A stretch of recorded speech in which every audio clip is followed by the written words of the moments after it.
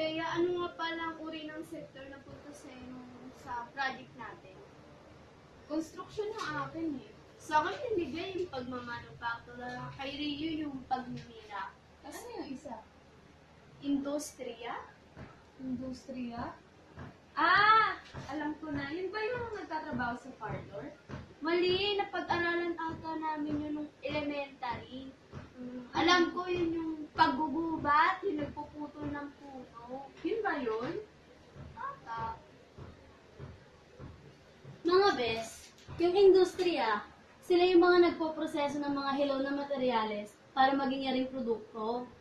Hindi pa luto. Daw. Kaloka, abes. Yung hilaw na materyales, isa sa halimbawa nun is yung halimbawa na ng pagbimina. Yung mga nakakuha nilang metal kagaya ng mga tanso, ginto, pilak, silver at marami pang iba.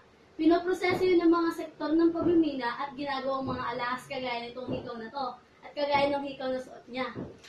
Alam niyo na mga bes. Uy mga best, nandiyan pala kayo. Kakatapos ko lang gumawa ng project kaso hindi ko alam kung tama ba yung mga info na nilagay ko. Ano yung nga pala sa inyo? Sa construction yung akin.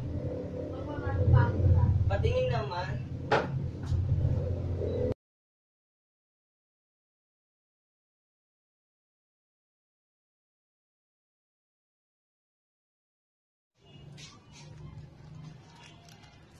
Kuya Liam, alam mo ba na yung kinakain mo ay nagdaan sa prosesong tinatawag na pagmamanufactura?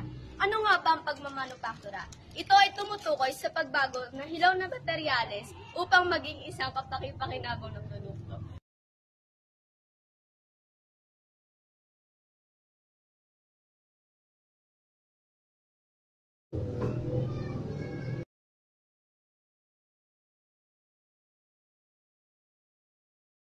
Sa mga subsektor ng industriya ay ang construction. Dalawang manggagawa tayo mga kapanayam ukol sa construction. Ano-ano pong mga hilaw na sangkap ang ginagamit sa pagtayo ng isang infrastruktura? Marami. Kagaya na lamang na buwangin, grabang, kahoy, at iba pa. At pagkatapos po ng proseso ng paggawa, ano na pong kalalabasan nito? Ganito talaga yung nangyayari nun. Pagkatapos ng proseso ng konstruksyon, ito ang kinalabasan.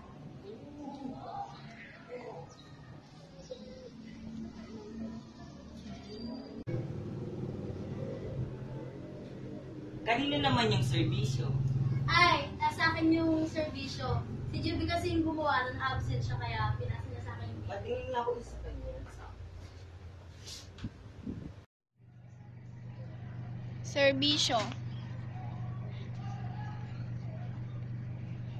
Ito ay binubuo ng mga kumpanya ang pangunahing layunin ay matugunan ang pangangailangan ng mga mamamayan sa tubig, kuryente at gas.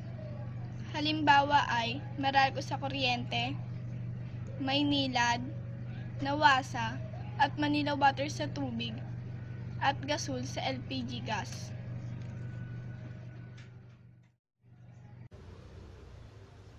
Sa akin kasi kahalagahan eh. Meron lang akong nilagay na info kaso hindi ko alam kung tama na ba yun or may kulang pa. Yung mga nilagay ko is tagapagproseso ng mga hilaw na materyales at pinanggagalingan ng dolyar at ano pa ba yun? Nagbibigay ng hanap buhay. Ano-ano pa ba ang mga iba na pwede ilagay? Bukod doon, ito rin yung nagsusupply ng hilaw na materyales at kagamitan sa agrikultura. Kaya parang magkakonekta lang yung mga yan. Salamat mga best. Yes.